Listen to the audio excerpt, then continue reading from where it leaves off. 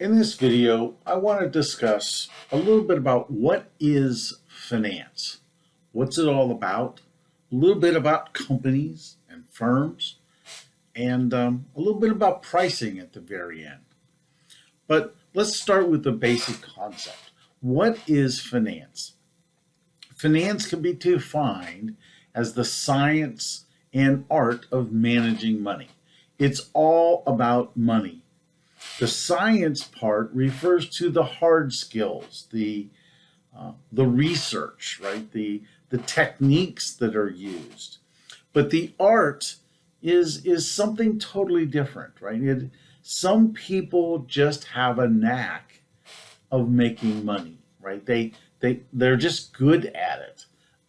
So art is something we need to develop or try to establish in our practices so that we can be successful running a business.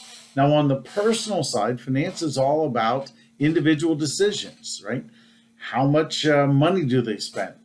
How much do they save? Where do they save it? Business has very similar kinds of tasks, if you will, right? How does a company raise money? How does it get money from its investors? Where does it go to get money from its investors? How do they invest their money to earn a profit, right? Where are those funds from the investors? Where are they placed?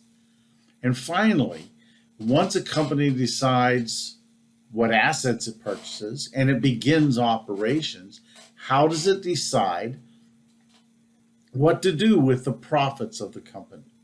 Does it reinvest it in the business, or does it distribute it to its investors?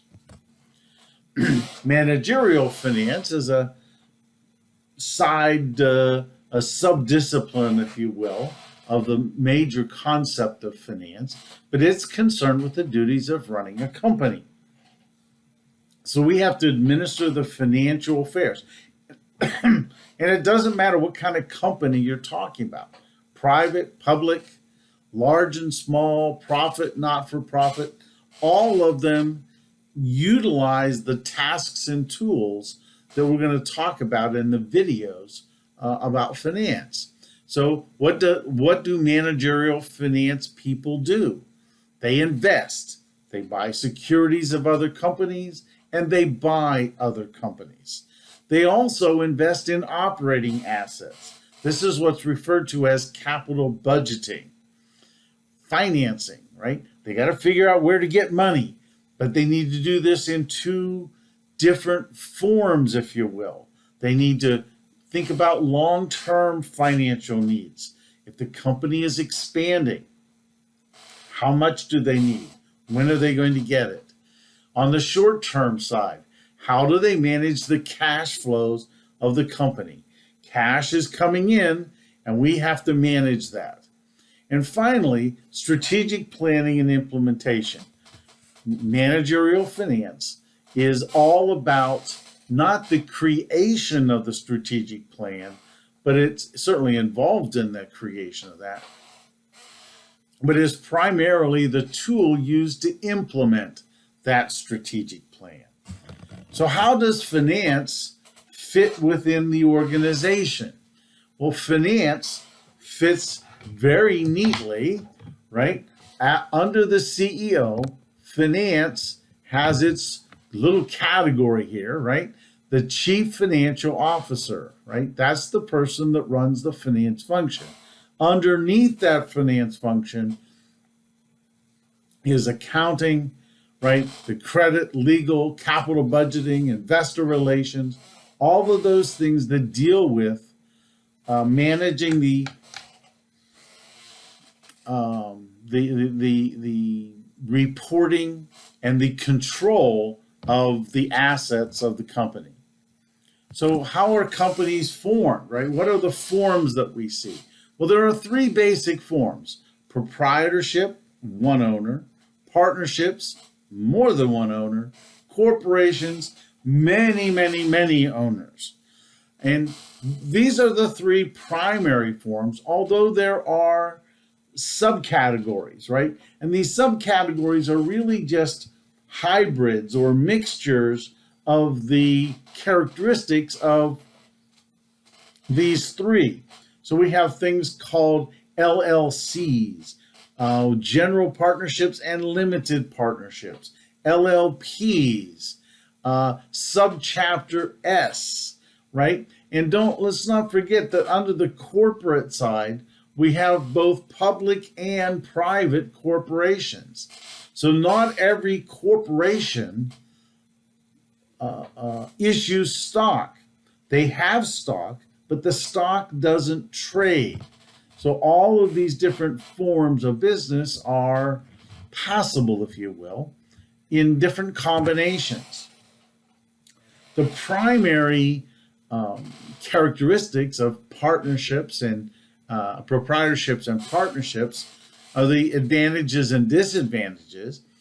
Ease of formation, they're very easy to create, not too many regulations, no corporate income taxes. The disadvantages, though, are kind of important, right? It is very difficult to grow a business if you are a partnership or a sole proprietor, because it's difficult to raise money.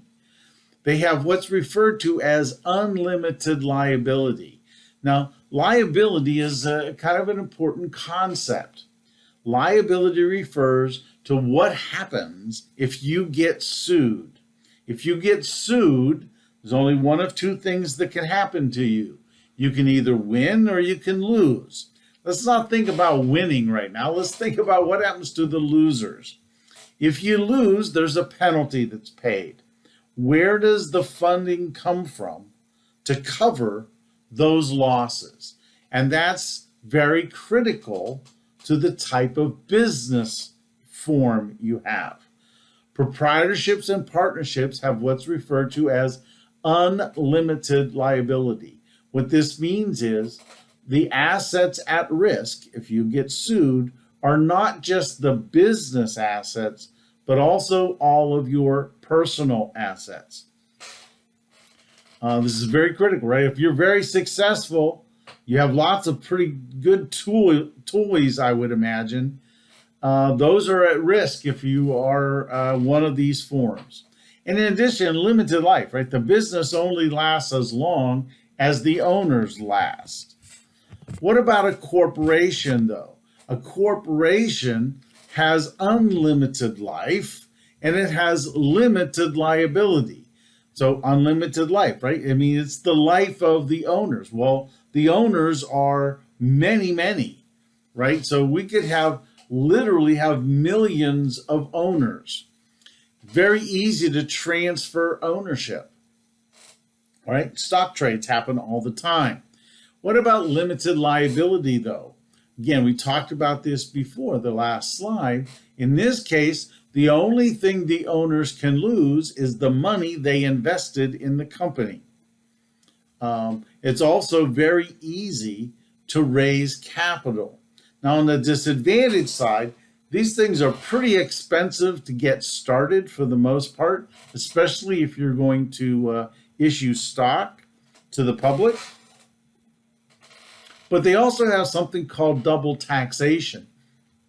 We'll talk about this in some later chapters, but double taxation is when the earnings of the corporation are taxed. Of course, there's corporate taxes, but when the corporation distributes dividends to its owners, which is a form of the profit of the company, then those things are taxed again. So they're taxed twice.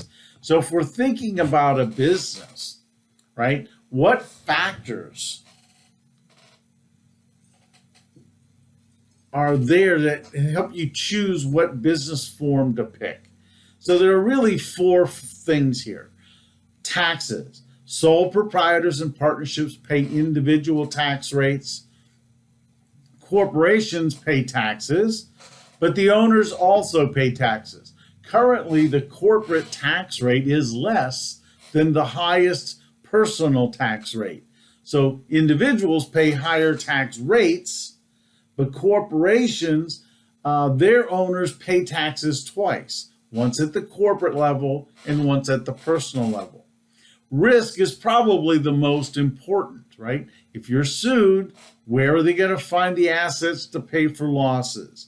This is key in trying to decide what form of business to have. How much cash do you need, right? Sole proprietors and partnerships, it's very difficult to raise large sums of money. So if you need money, you probably don't want to be a sole proprietorship or a partnership. Finally, control. Who runs the company, right? Why would you want more owners, right? Most entrepreneurs want to be on their own. They want to call their own shots, right? They want to be in control. So they don't want to give control to others or share control with others. But if you need cash, this might be something you have to do. You might have to have more owners. If you have limited skills, you may want to partner with somebody else that has some complementary skills. So let's continue on. How is finance related to other disciplines? Finance is related to economics, right? It's a spin-off of economics. Economics is a more academic, a more theoretical kind of a discipline. And this is, I guess, kind of my personal opinion. But I think it deals a lot more with the theoretical aspects of how things work. Where finance, it has a more practical orientation and application. Accounting involves the process of recording economic transactions according to a set of rules, and then they prepare statements, right? So that's really what accounting is all about. It's the process of gathering information and converting that information into financial statements. Now, there are other aspects of accounting, obviously, auditing, taxes, etc. But the general idea of accounting is to create financial statements. Finance is concerned with the control and analysis of cash flows. So cash is the asset that financial managers measure when they make decisions. So economics and accounting are tied into the finance discipline. Let's talk a little bit about prices. In equilibrium, a stock's price should equal its true or intrinsic value, right? So intrinsic value is it's a long run kind of concept. But to the extent that investors' perceptions are wrong, a stock's price might be different from its intrinsic value.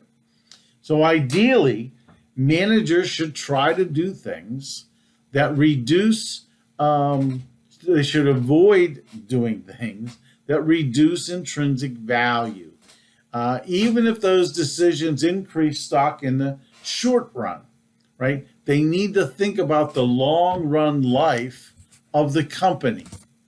So what are the determinants of this? Well, managerial actions, right? The economic environment, taxes, and the political climate. These are all involved in determining value. So how do we bring this in together, if you will, right? So the stock's intrinsic value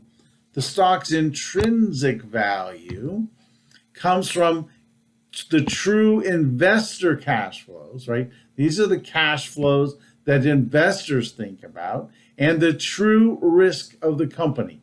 These are things that are true. Now, we're going to talk about this in a second so you kind of understand where we're coming from this. But this is the true, actual information about the company. This creates intrinsic value. However, the stock price comes from perceived cash flows and perceived risk. And in an environment where the market is in equilibrium, these two things will be equal. So let's think about how this works in the context of a stock price. First of all, let's talk about the supply curve, right?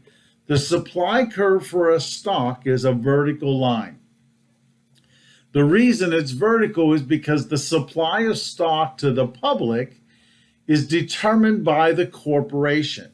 And the corporation can either increase stock by issuing more, or they can repurchase stock by buying it back and reducing the supply curve. The demand curve, though, the demand curve is created by you and I, right? How do we decide what we want to do? Well, if we go back to this previous slide, right, our decisions all come from our perceptions. So investors drive the demand curve. If good information comes out and we as the public analyze this and recognize it as good, and everybody recognizes it, everybody wants to buy. If everybody wants to buy, the demand curve is going to shift outward, and that will cause, again, an increase here in the stock price. And of course, vice versa if it was bad information. So as we go through these videos, let's always keep in mind, right, who drives the price?